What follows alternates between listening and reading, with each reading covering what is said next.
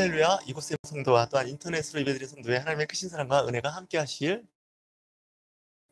오늘 이 창세기 25장 말씀을 보면 장례식에 대한 이야기가 나오는데 왜 하필 정초부터 장례식 이야기를 할 것인가라는 생각을 해보는데 사람은 태어난 이상 확실한 건요 죽는다는 겁니다. 인정하시나요? 섹스피어가 그런 말을 했습니다. 죽음에 대해서 논하지 말라. 죽음만큼 확실한 건 없다는 거예요. 세상에 태어난다는 건요 항상 죽음을 전제하고 태어나는 거예요. 그래서 우리 기독교도 이 죽음에 대해서 자유롭지는 못해요. 육체적인 죽음을 이야기하는데 아브라함이 175세에 이제 세상을 떠나게 됩니다. 사라는 127세에 세상을 떠났고요. 아브라함은 175세니까 대략 48년을 혼자 사는 건 아닙니다. 여러분, 아브라함은 부인이 몇 명 있었을까요?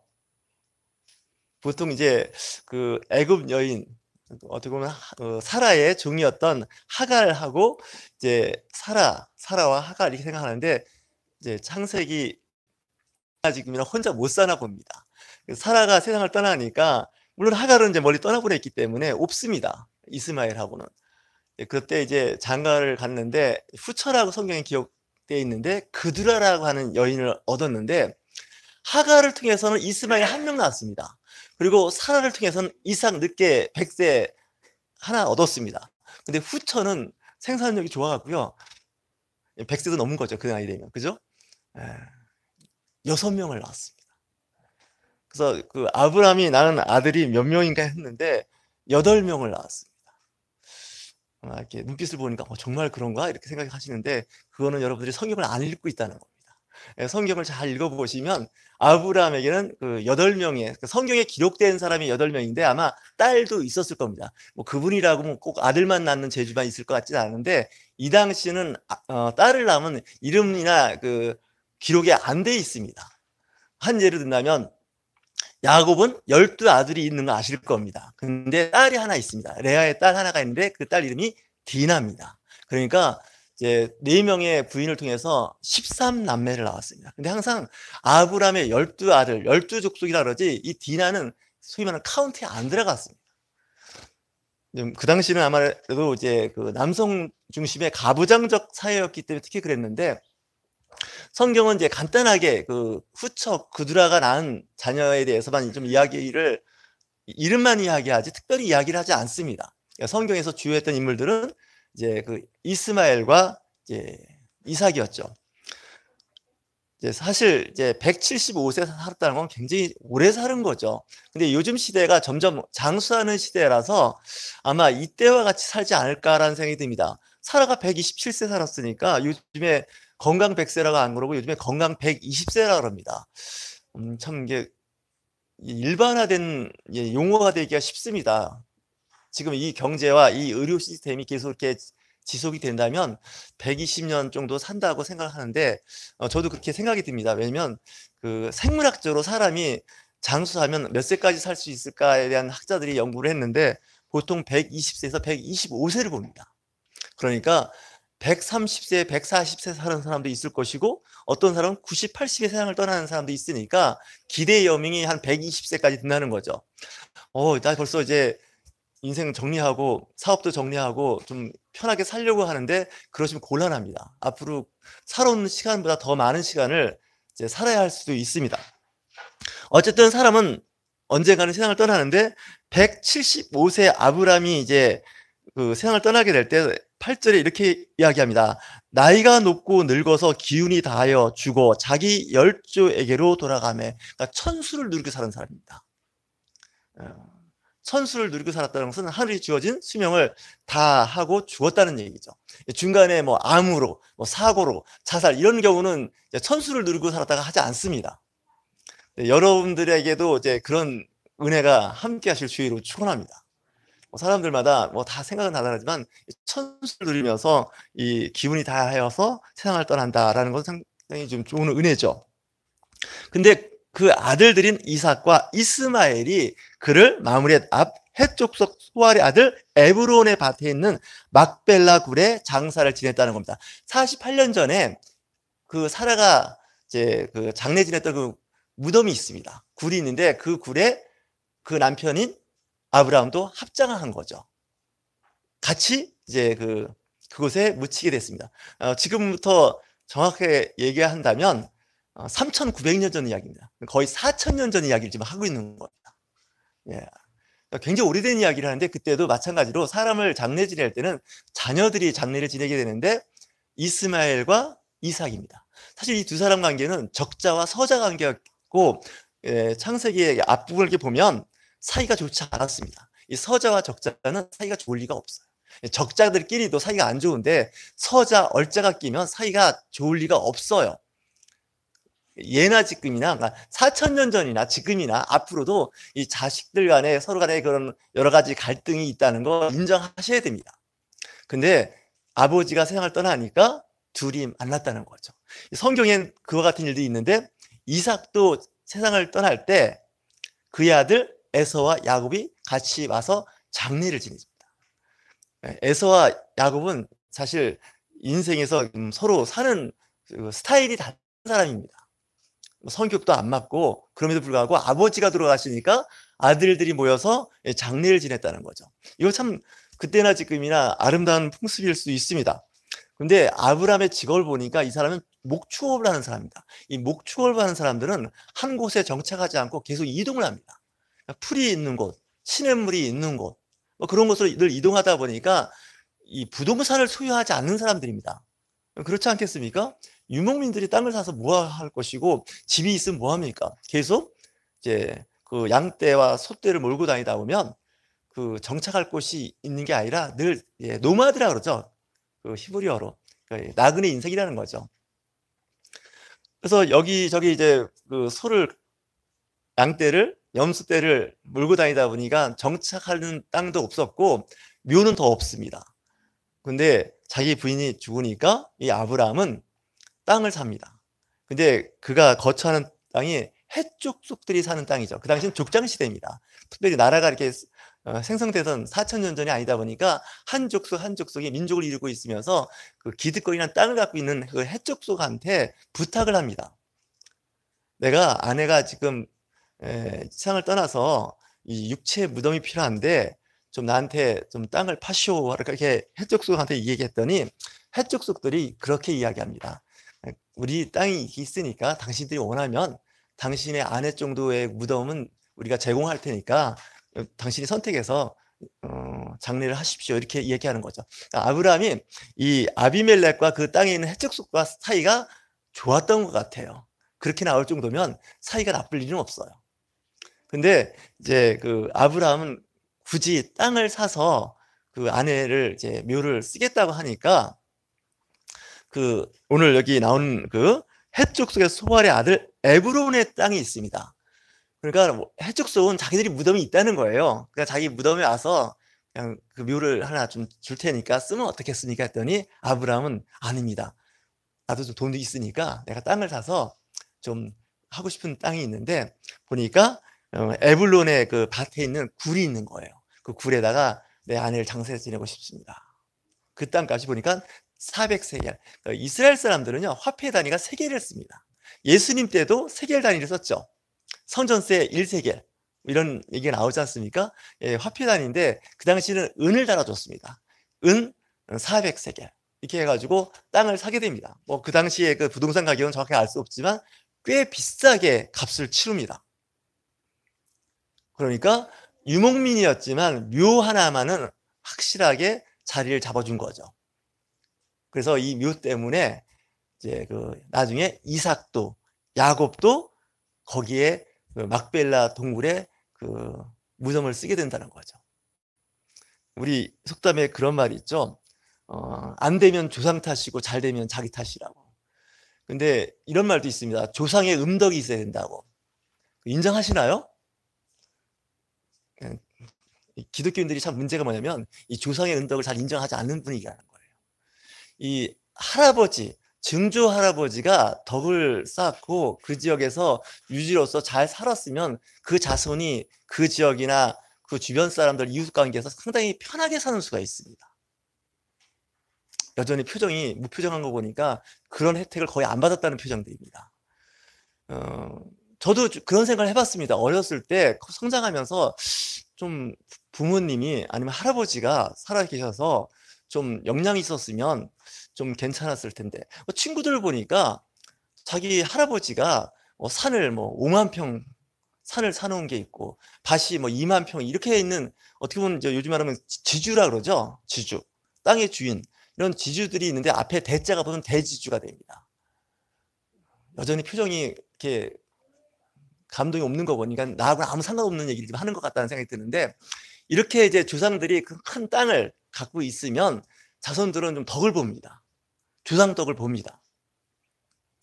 근데 이제 우리는 이제 당대에 뭔가 성공을 해야 하는 시대를 살다 보니까 이제 혼자 열심히 노력을 해야 되는 그런 운명이 있지 않겠습니까? 근데 부모로부터 물려받은 하다못해 아파트, 뭐 밭대기라고 있고, 그러면 좀 출발이 쉽습니다. 결혼 생활부터. 그게 없으면 정말 힘듭니다.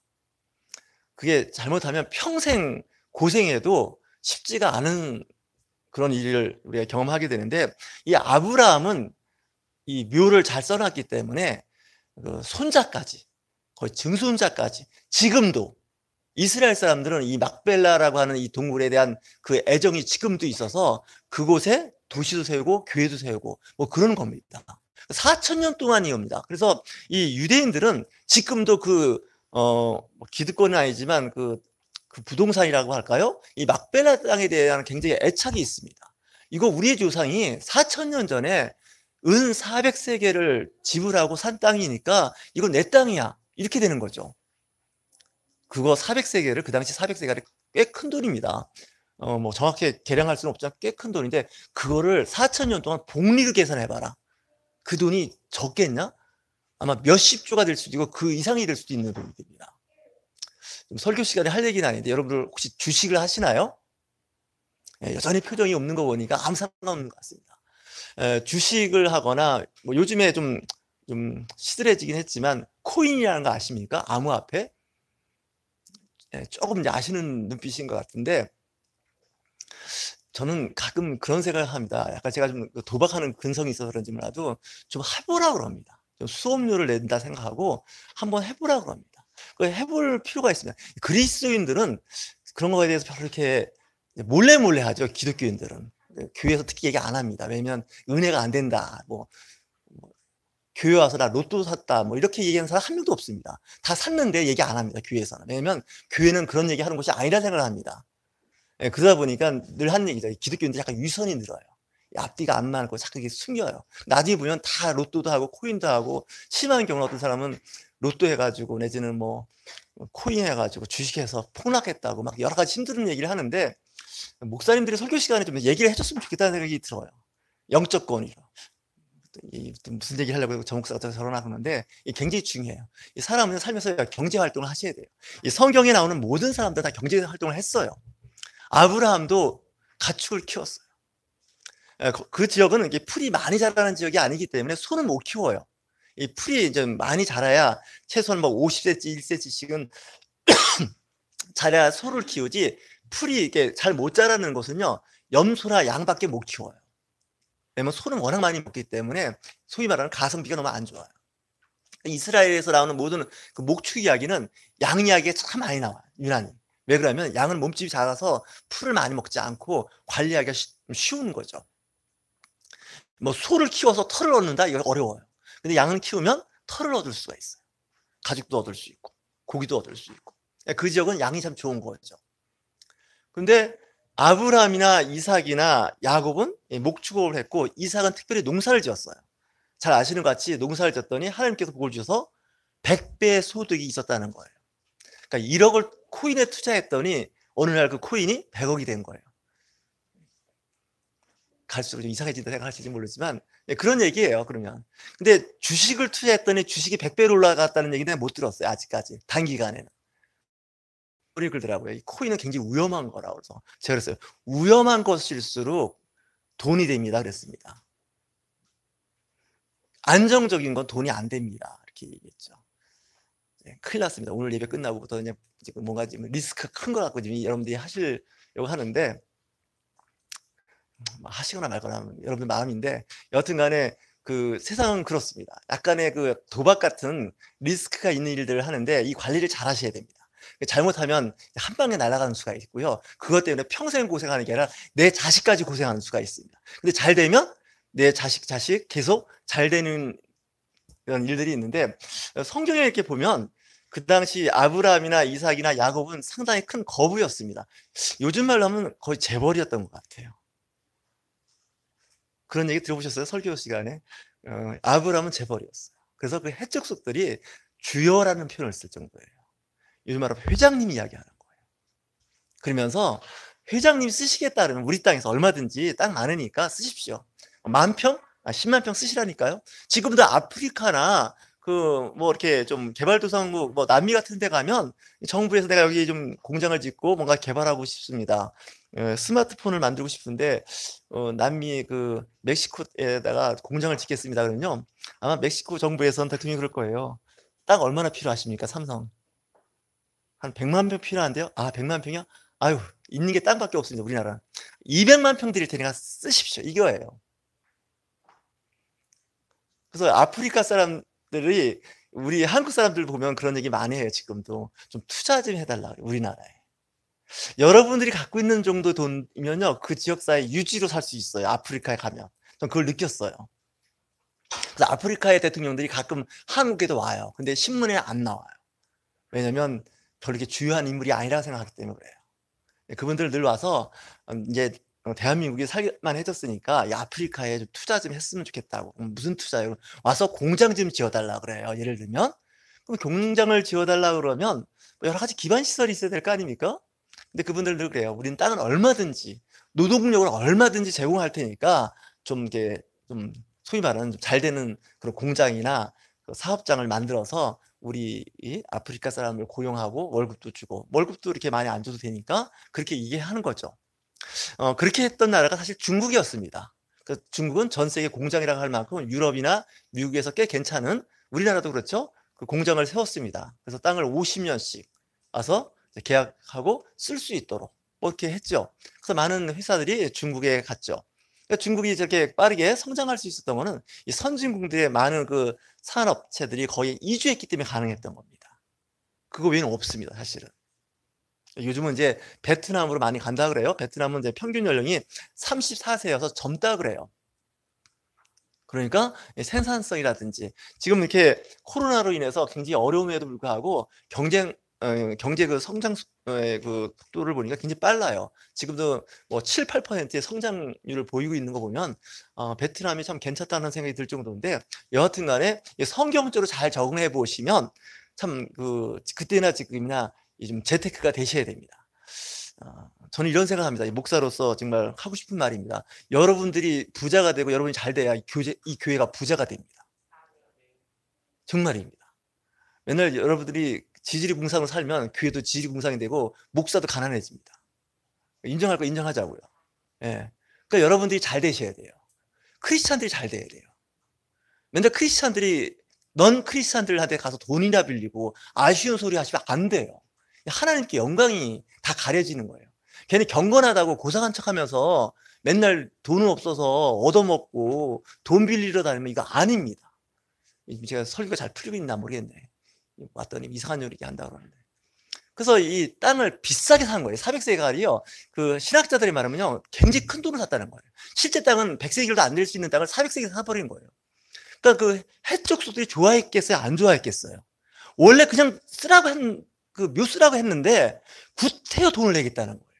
그것도 최고가로 쳐주겠다는 거예요. 여러분 일생에 그런 사람 좀 만났으면 좋겠어요. 그런 위치에 있어 보세요 한번. 근데 우리는 그렇게 잘 못해요. 이 성경을 말씀을 붙잡고 신앙생활을 잘못하면요, 이상한 사람 돼 있어요.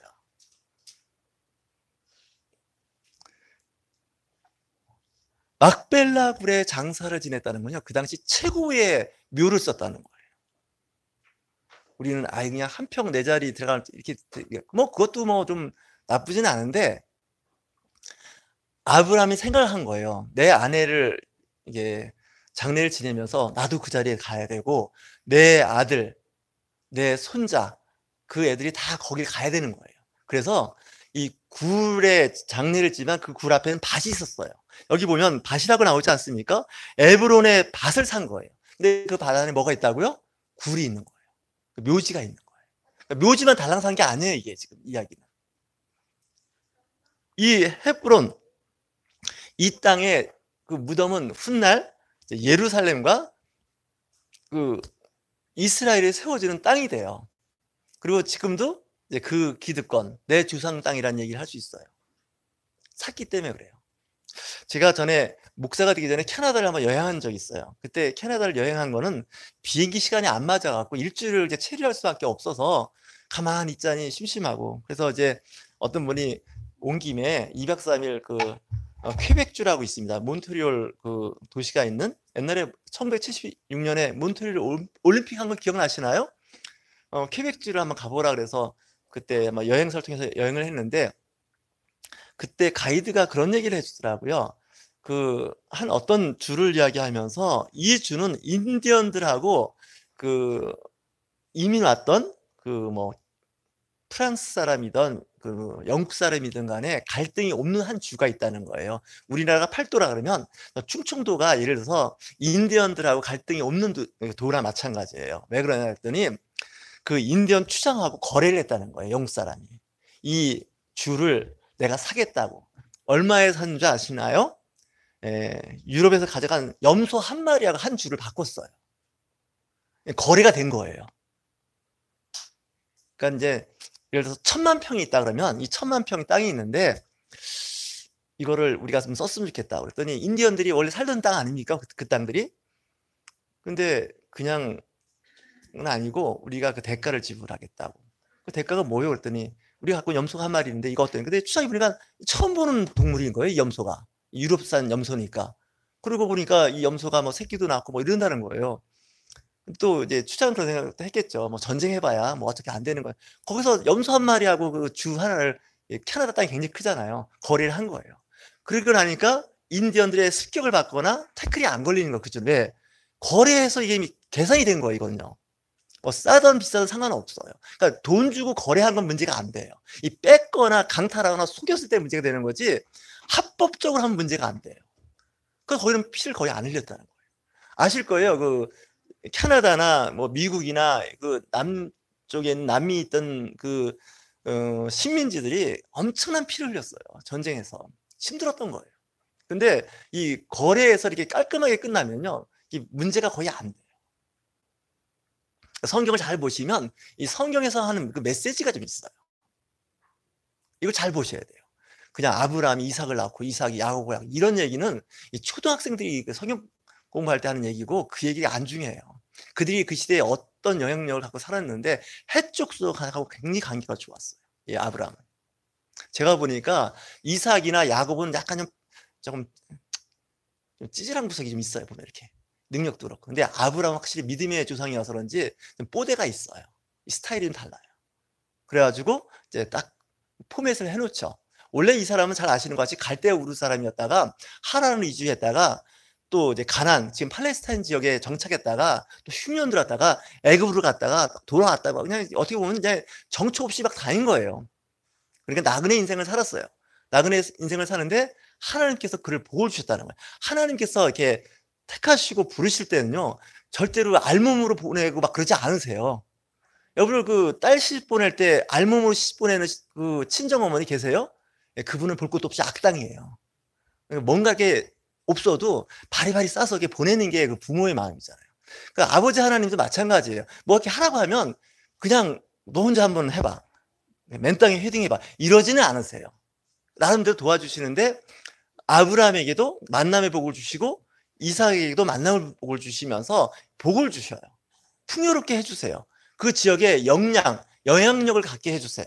난 그리스도인들이 좀 직장 생활을 하거나 사회생활을 할 때 좀 선한 영향력이 있었으면 좋겠어요. 선한 영향력은요, 말로 되는 게 아니에요. 뭐가 있어야 된다고요? 돈이 있어야 돼요.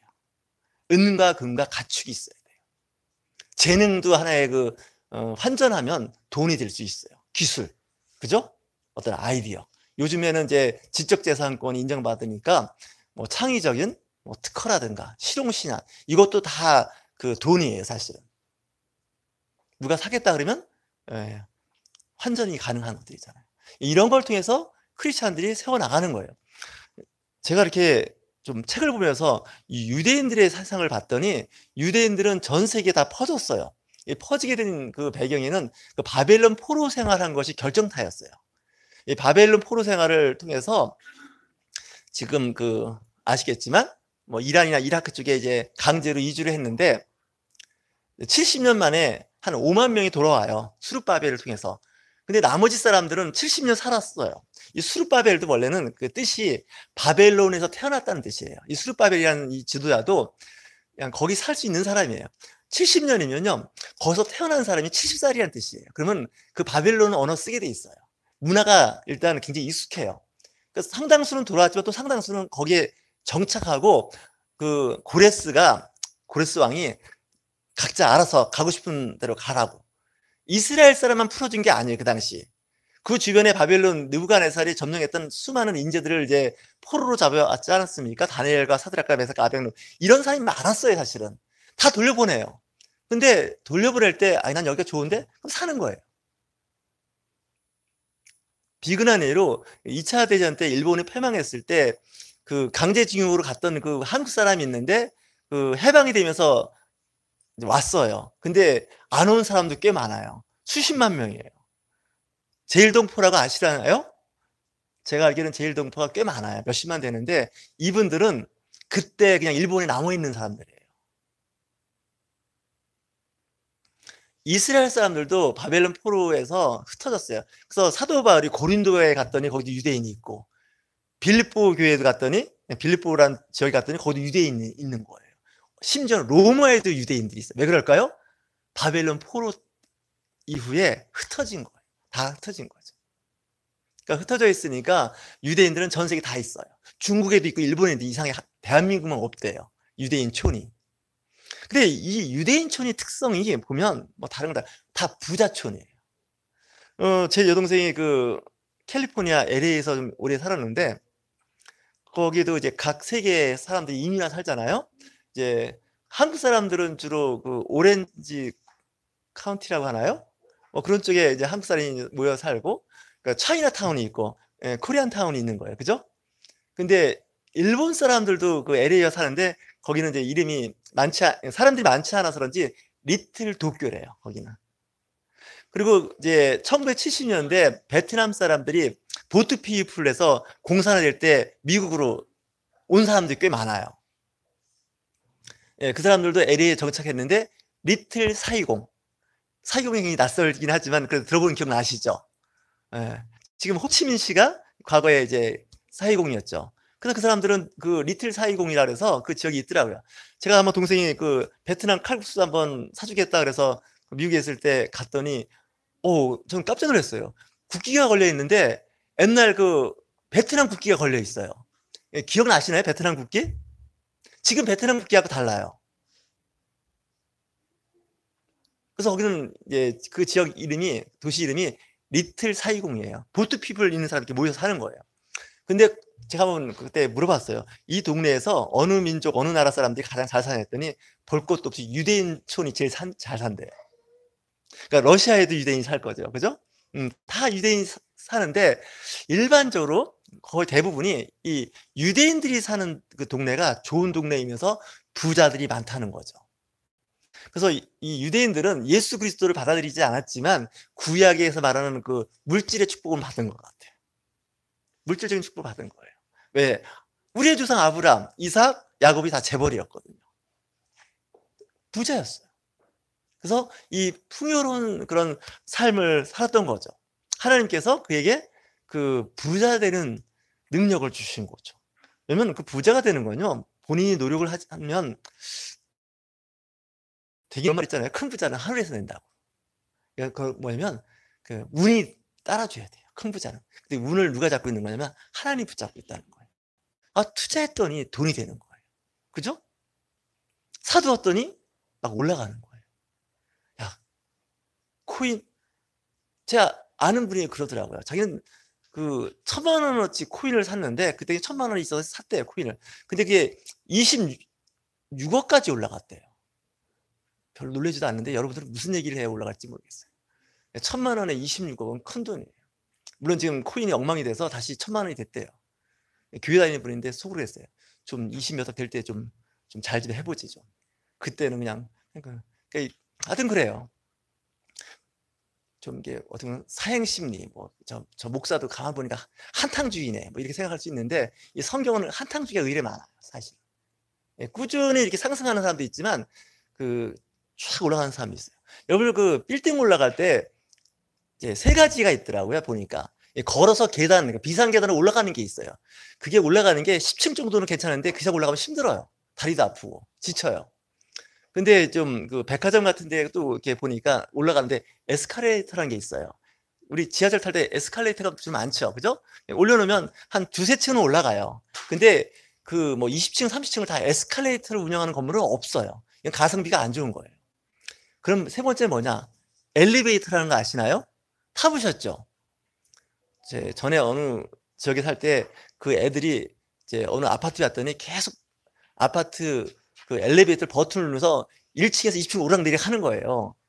장난하는 것 같아서 그렇게 하지 말라 했더니 그 부모가 우리는 단독주택에 사서 애들이 엘리베이터를 안 타봐 돼갖고 아파트만 오면은 그 버튼 타고 오르락내리락 하는 게 재미가 있어서 그렇게 한다는 거예요. 우리는 이제 내가 사는 집 그 앞에까지 가기 위해서 엘리베이터 타는지 야 재밌다. 20층이 사는데 20층 한번 오르는 거 너무 재밌다. 한번 1층 누르고 또 한번 올라 여러 번 이건 이제 이상한 사람 취급받잖아요. 근데 애들은 안 그래요. 얘기는 빠졌지만 다시 원래로 돌아가면 하나님께서 복을 주실 때 보면 그 엘리베이터 복을 주시는 분이 있고 에스컬레이터 계단이 있어요.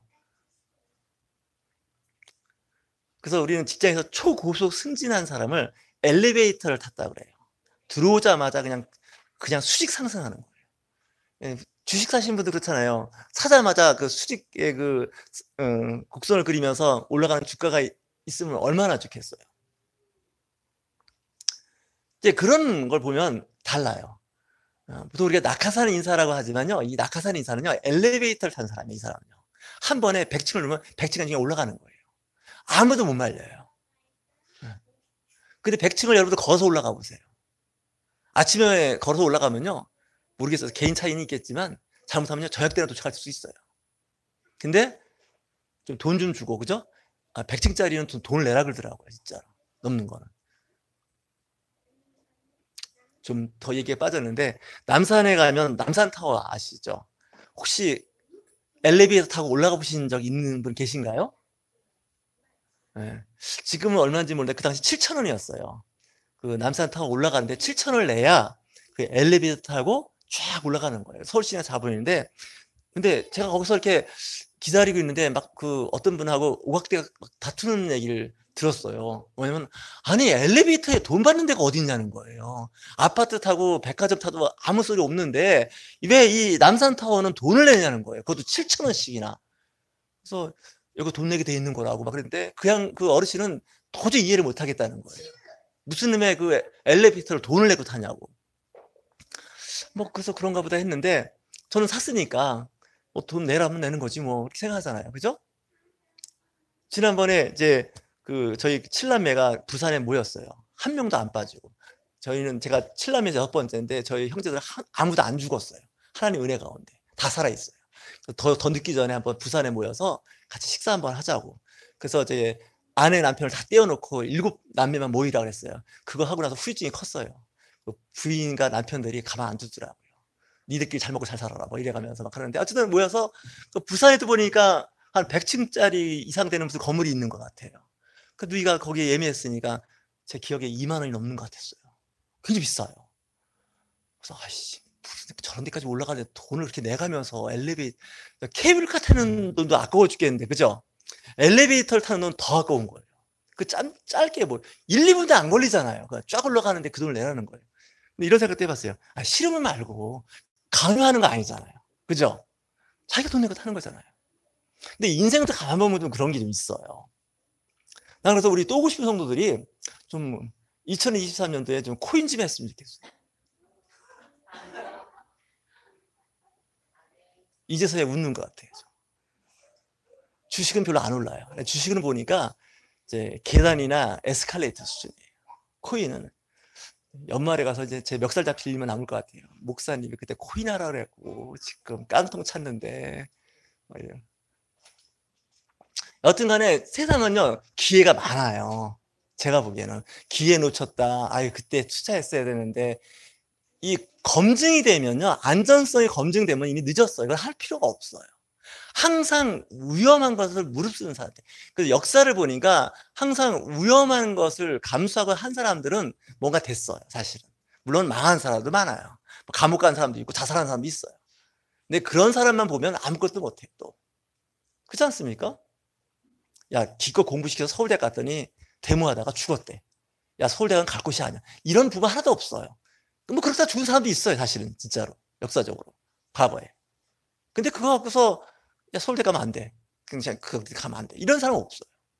사업하다가 진짜 망하고 감옥 간 사람도 있고, 사업하다가 자살한 사람도 있어요. 사업하지 마.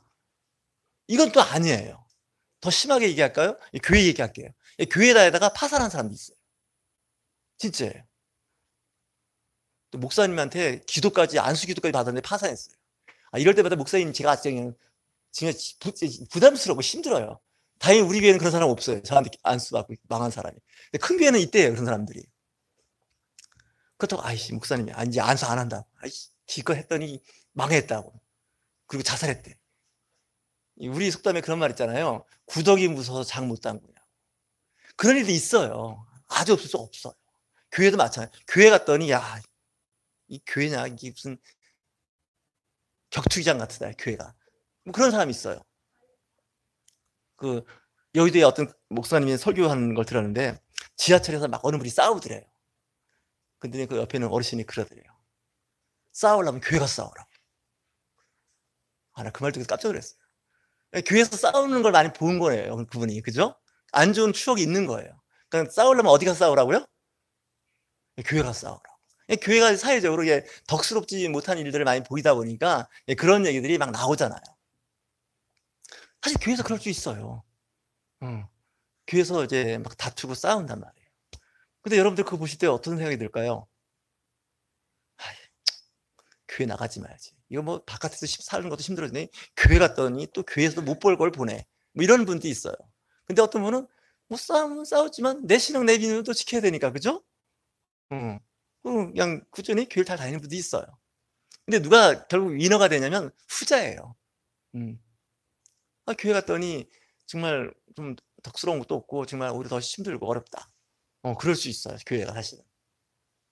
교회가 마냥 행복하고 은혜가 넘쳐서 기쁨이 그런 곳은 또 아닌 것 같아요. 제가 봐도요. 사실요, 이 교회에 대한 시험 들고 교회에 대한 속상함이 있으면 이 중에는 누굴 것 같아요? 저예요, 사실. 제가 제일 시험 들 사람이에요, 교회에 대해서. 저는 나이만큼 신앙생활하는 사람이에요. 저 집은 3대째 신앙생활을 했기 때문에 제가 성장 과정에서요, 죄송합니다. 못 볼 꼴을 어디서 많이 봤는지 아세요? 교회에서 많이 본 사람이에요.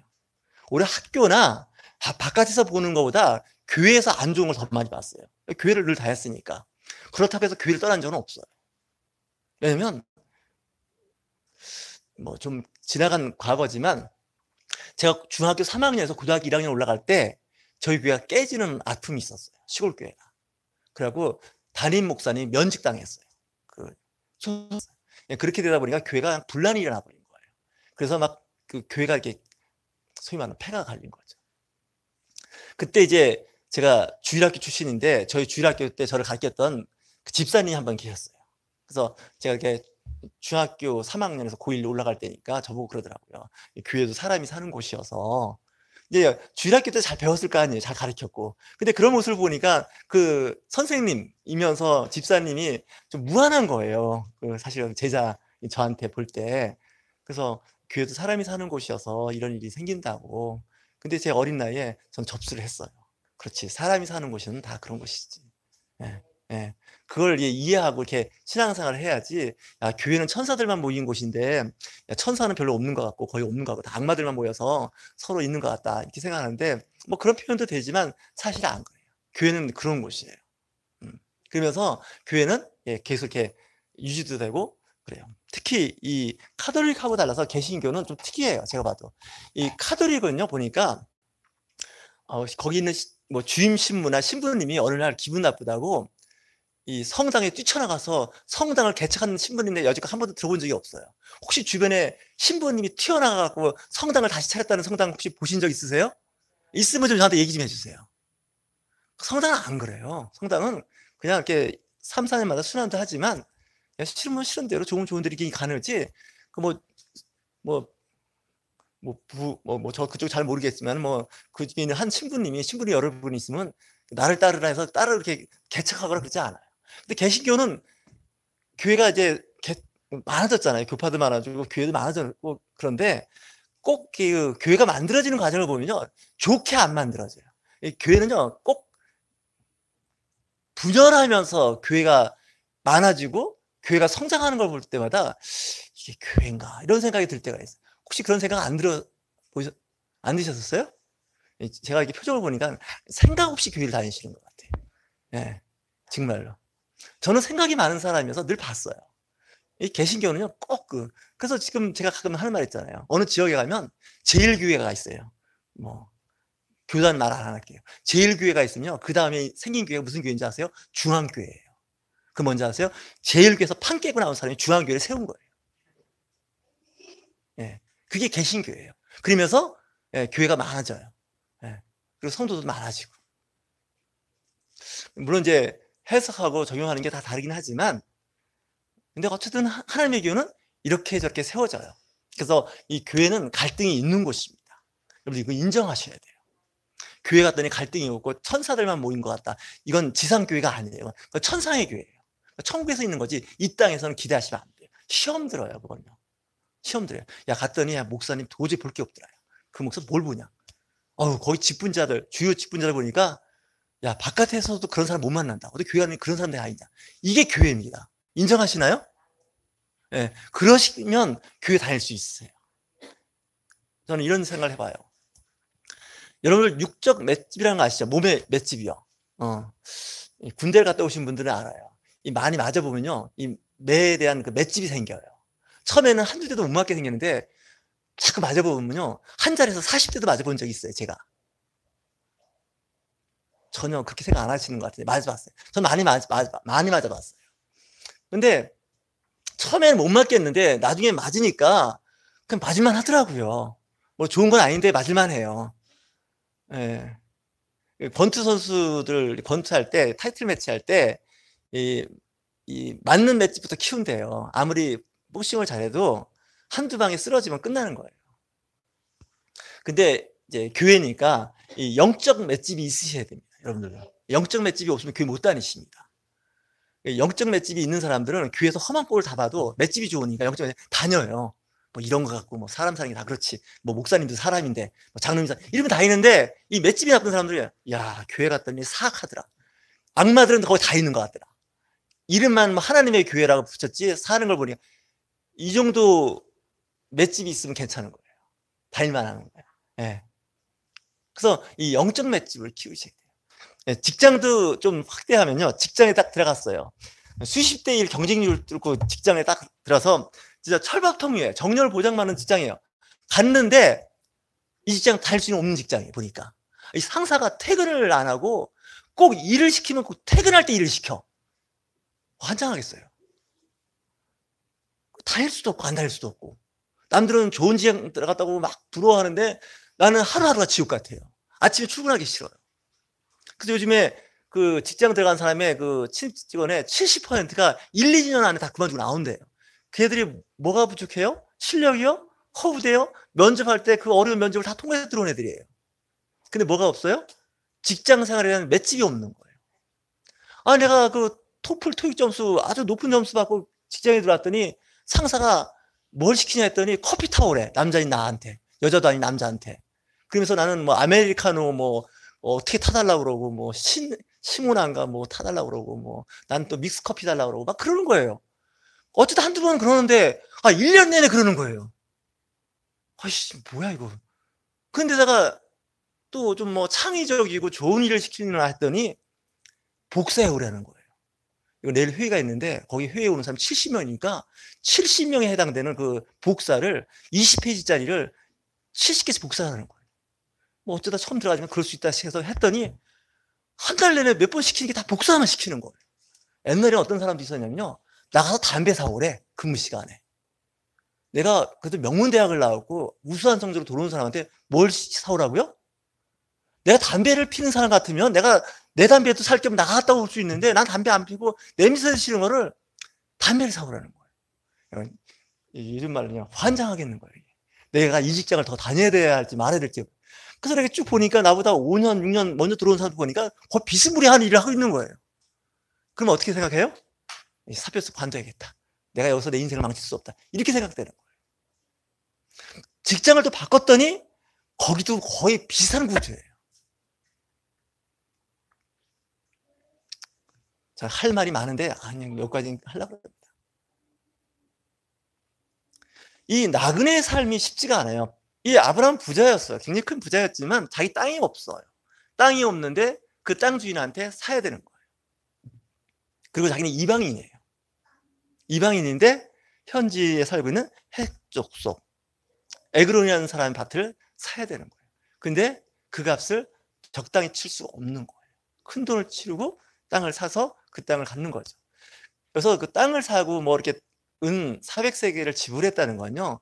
지금 쪽으로 이렇게 다시 생각해 보면 그만한 대가를 지불한다는 거예요. 그게 돈이 될 수도 있고요. 때로는 자존심일 수도 있어요. 여러분, 돈을 벌려면 자존심을 꺾어야 돈을 버는 거지 자존심 내세우면 돈 못 벌어요. 그러니까 자존심은 뭐라고요? 그 돈이에요. 그러니까 낮은 자존심일수록 돈이 돼요. 높은 자존심은 돈이 안 돼요. 갑자기 점점 설교가 꼬이기 때문에 더 이상 할 수가 없어요. 그러니까 잘 보셔야 돼요. 특히 아래 직원일 때는 시키는 대 했는데요. 위로 올라가면 어떤 문제가 발생하는 줄 아세요? 제가 직장생활을 한 20년 7개월 해봤잖아요. 소위 말하는 신입 직원들은요. 그냥 불평불만만 있으면 돼요. 뭐만 있으면 된다고요? 불평. 직장이 뭐 이런 모양이야. 노조나 하나 만들어서 노조나 열심히 해야지. 막 그러면서 다녀요. 근데 나이가 이제 들어서 과장, 뭐 차장, 부장 올라가잖아요. 승진이 무서워. 승진이 뭐 하는 건가 했더니 악역을 맡는 게 승진하는 자리예요. 아시죠? 막 해고시키라고 막 그냥 뭐 하여튼 각종 불이익주라고.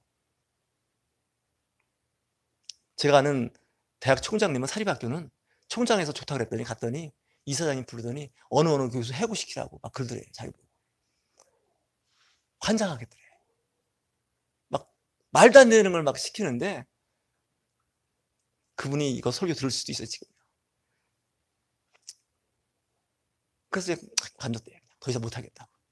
제가 그랬거든요. 총장님이면 좋은 자리인데 그냥 버티시죠. 했더니 안 되겠다. 그래서 이 직장들이 올라가면 올라갈수록 인사권자일수록요. 정말 기가 막힌 일을 해야 할 때가 있어요. 네. 남들은 부러워하고 어떻게 임원까지 올라갔냐고 막 좋다 그러는데 임원 임기 끝나면 그만둬야겠다는 생각이 드는 것도 있어요. 근데 중요한 건 맷집을 키우셔야 돼요. 네. 맷집을 키우셔야 돼요. 어디 가도요. 피할 수가 없어요. 이 땅에 사는 동안. 성경에 나오는 그 족장들이 그 이야기를 한번 스토리텔링 아닙니까? 그 창세기 이야기가 그 사람들의 그 당시 이야기예요. 그 이야기를 그 2000년 전의 이야기지만 지금을 잘 이렇게 적용을 시켜보세요. 그들의 그 족장들의 그 삶은요 치열하게 살았어요. 때로는 내 아내를 누이라고 속여야 할 정도로 그렇게 했어요. 비굴하죠, 뭐 비겁한 거죠. 자존심 다 하고, 응? 세상에 그런 남편을 믿고 사는 아내도 불쌍하지, 그죠? 근데 어떻게 해요? 살려고 하니까. 그 남자들이 바깥에 나서 돈 버는 게 다 그렇게 해서 돈을 벌어요. 그렇게 해서. 그잖아요. 여자들은, 뭐, 그런데 안 그래요. 그리고 남자들끼리는 하는 말이 있어요. 그래서 남자들은요. 죄송합니다. 여자보다요, 남자들이 그릇이 커요, 보니까. 생각이. 일반적으로. 왜 그런가 했더니, 남자는 바깥에서 부딪혀봐서 알아요, 이렇게. 여자들은 이게 비교적 이제 그런 일에 많이 종사하지 않잖아요, 비교적. 비교적 이렇게. 그래서 사실 정의와 공의의 칼날을 세우는 건 다 부인들이에요, 사실. 왜? 그런 거 안 보잖아요. 남자들은 어디 가서 그런 얘기 못 해요. 세상이 그렇게 정의와 공의를 세워서 되는 게 아니에요. 나는 그래서 가끔 목사가 할 말은 아닌데 사기꾼이라 그러면요. 사기꾼이라고 생각 안 할 때가 있어요. 그 자리에 있으면요. 그렇게 안 하면 이게 안 되는 자리예요. 그 자리가. 사실.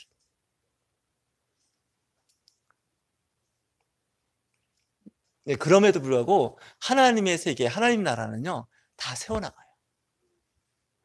요 얘기만 할게요. 제가 그래도 학교에서 오래 있어봐서 하는데요.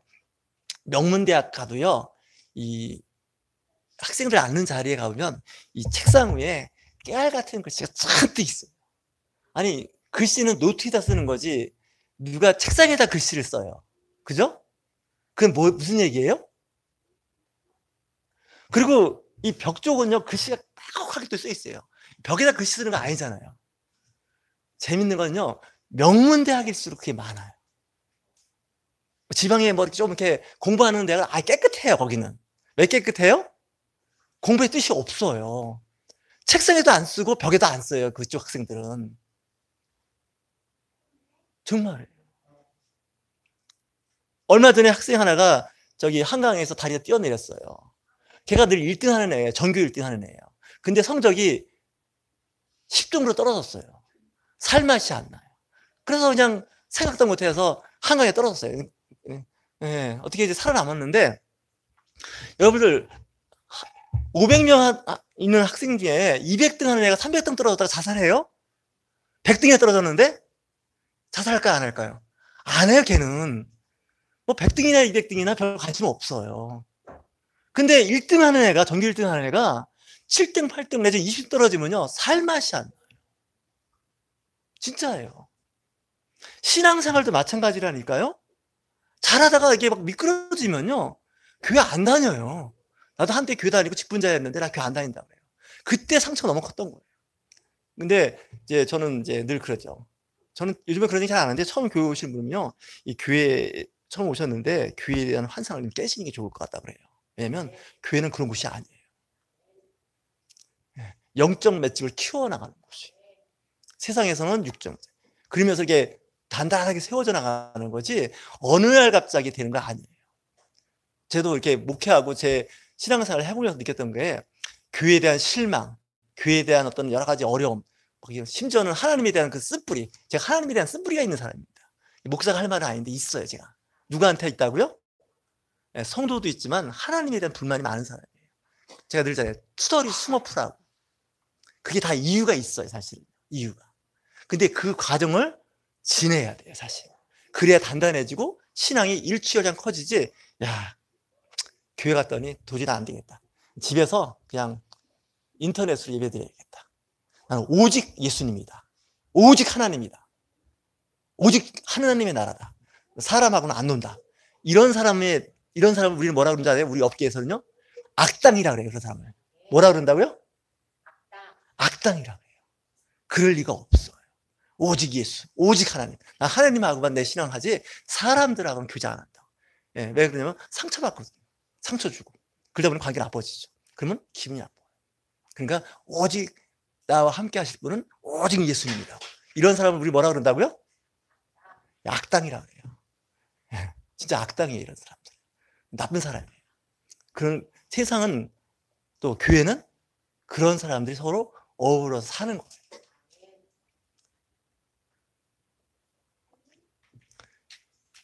그래서 이 아브라함은 노마드라고는 그 생활을 했지만 헷 족속들하고 잘 지냈어요. 자기 와이프 죽었다 그러니까 땅 쓰라고. 그랬더니 또 뭐라 그래요? 난 땅값을 지불하겠다고. 깎아서 산 게 아니에요, 이 땅이요. 크리스찬들 참 가능하면 깎지 않는 게 좋은데, 저도 깎아서 그러는데, 하나 더 달라고 그러지 마시고, 어떻게 해요? 이거 10,000원인데요? 아, 그래요? 그러면 좀 더 주고, 이렇게 해야 되는데, 까칠하고, 이 깍쟁이 같은 사람들이 크리스찬들이잖아요. 그죠? 네, 그러지 마시고, 저도 이 말을 해놓고 책임 못 져요. 깎아야 되기 때문에. 근데 진짜 그런 거예요.